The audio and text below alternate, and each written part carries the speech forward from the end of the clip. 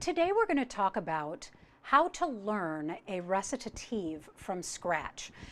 Recitative is oftentimes the hardest thing to learn, especially if the recitative is in another language other than your own. I am going to choose to help you, guide you through learning a recit in English, but all of these same ideas are important to apply when you're learning a recit in a foreign language.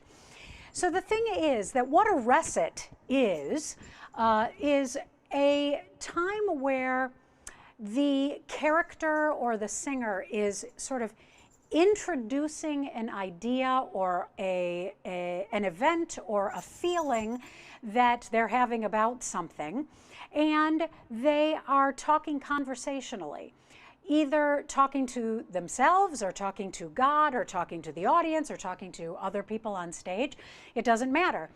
But because it is meant to be conversational, basically the voice has freedom to do what it needs to do in order to make the language sound natural. And the accompaniment is basically consisting of just chords. So this is a recit from Handel's Messiah, and it is the recit that happens just before the alto solo, O Thou That Tellest. And so what you want to do first is you first want to tackle the language. Okay, so this is in English. This will not be very difficult. But what you want to do is you want to read the text in a very natural and conversational way so that it sounds like it makes sense and it flows very freely. So if I were to do that with this recit, it would be, Behold, a virgin shall conceive and bear a son, and shall call his name Emmanuel, God with us. All right, so that's pretty easy, right? Now, you notice that there was lots of times when I spoke that I didn't take breaths where you actually see rests in the music, okay? The rests are there for a mathematical reason. That's probably not the right term, but they're there so that the strong syllables happen on strong beats, and the weak syllables happen on weaker beats, and so that everything else sort of fits in the nice magical structure that are measures. All right, this is written out in 4/4 time. Now, early on, many centuries ago, when recitative was first introduced, they didn't actually have measures. Okay, it was just sort of a free line where the singer could just impose their natural speak like nature and rhythm to the line. But in Western music these days now, all of these recits are divided evenly into measures.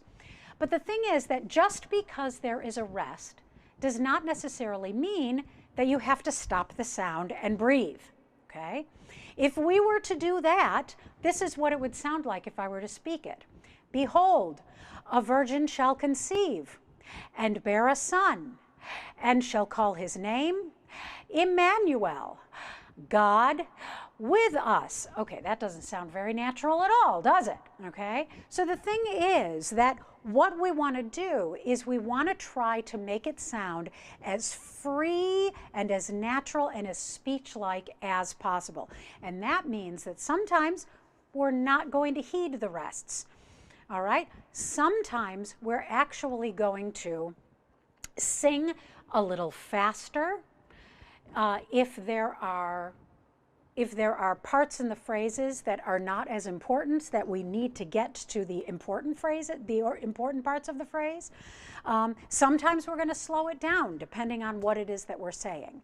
But what I'm trying to get you to understand is that it has to sound as natural as speech. So if you practice it speaking, then you get a sense of what you are saying, what the inflection of the language is, what are the important words, and what you want to get to. All right? Now, this is very easy for me because it's in English. Now, if this were in Italian, you would have to do another step first.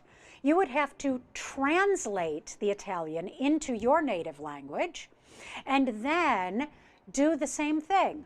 I would speak it in your native language, and then I would speak it in the Italian, trying to make the Italian have the same kind of inflection that your native language would. Okay? All right, so once you have a very clear idea as to how it should sound as if spoken, then what you want to do is you want to learn the notes. All right, so that's very easy. You can just plug in the notes, and what I would do is I would learn the notes in the rhythm that is written in the music. Okay, I know that seems counterintuitive because I just told you that you don't have to sing rests and you can speed up and slow down, but for the learning process of just making sure you know where the notes are, you want to learn them in the rhythm. And the reason for that is because you want to know where the stress of the language matches the stress of the music, meaning you want to know where beat 1 in every measure is, because beat 1 is typically going to have one of the most important words and even notes that you will sing in any particular measure. Okay? That is if the composer is a really good composer, like Handel or Mozart. Okay? And they understand how to line up the music in such a way that the beat 1 is always giving the stressed syllable, the stressed word. Okay? So you first want to learn it in the rhythm of music. So this is what it sounds like as written. 1, 2. Behold, a virgin shall conceive, 4. 1. And bear a son, 4. And shall call his name Emmanuel, 3, 4. God with us. Okay? So that's the way that it's written on the page. Now, that's very slow. That has a lot of breaks in it. Okay? Doesn't sound very natural. And so we know that we're going to want to jazz it up a little bit in a classical way. Okay? In making it as natural as possible. So what we want to do is we want to go back to our idea of how did it sound when we spoke? Well, the thing is, behold, okay? That is sort of an exclamation, all right? So we know that we might be comfortable to take a breath there. Behold, a virgin shall conceive and bear a son. Okay, so let's just take just that much. So there was a little bit of a lift after behold because it was like, hey guys, a virgin shall conceive and bear a son, okay? And then we put those other two phrases together in one, all right? So if I were to sing that using the rhythm as written as a guideline, but using the tempo to make it sound as natural as speech, it would sound like this. Behold, a virgin shall conceive and bear a son. Okay? So you see that I actually didn't breathe after conceive because she's going to conceive it, but then what's going to happen? It's actually going to come out. Okay, this is not a birds and bees message, but she shall conceive and bear a son, okay? And then she's going to call his name Emmanuel, all right? So we then need to take that phrase and bring that together. And shall call his name Emmanuel. All right, so that again, I didn't take a breath after name because his name is Emmanuel. I want to connect those, all right? So let's try that all together. Behold, a virgin shall conceive and bear a son, and shall call his name Emmanuel. So notice that what I did was, first of all, I took a breath after son, okay, because I needed it, and it was okay and appropriate. And also on Emmanuel, I slowed that down, because that's a very important name in this piece, right? So I slowed it down just a little bit to sort of give the gravitas of the word, all right? Now, just because I've been connecting all of these and not taking breaths doesn't mean that you can't take breaths even in the middle of a phrase. You can take breaths, but if you take breaths, you have to make sure that taking that breath does not actually stop the momentum of the spoken phrase. All right, so now I'm going to basically do exactly what I just did, but now I'm going to take breaths basically after conceive and after son. I've already taken a breath after behold. I'll even take a breath before Emmanuel, but you're going to see how these breaths that I take them in such a way that doesn't interrupt the flow of the music.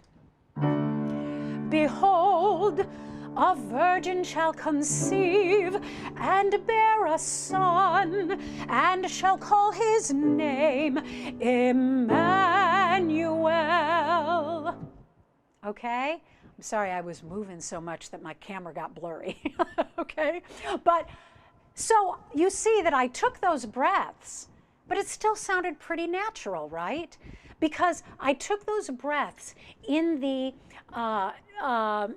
tempo and drive of the forward motion of the phrase. All right? Then finally, we have God with us, which is just sort of like an amen. All right? That's basically what it is. So that can slow down a little bit and sort of be a final statement. God with us. And then you have the end of it, okay? So one more time, here is our completed recitative. Behold, a virgin shall conceive and bear a son, and shall call his name Emmanuel. God with us. And now I'm ready to sing an aria.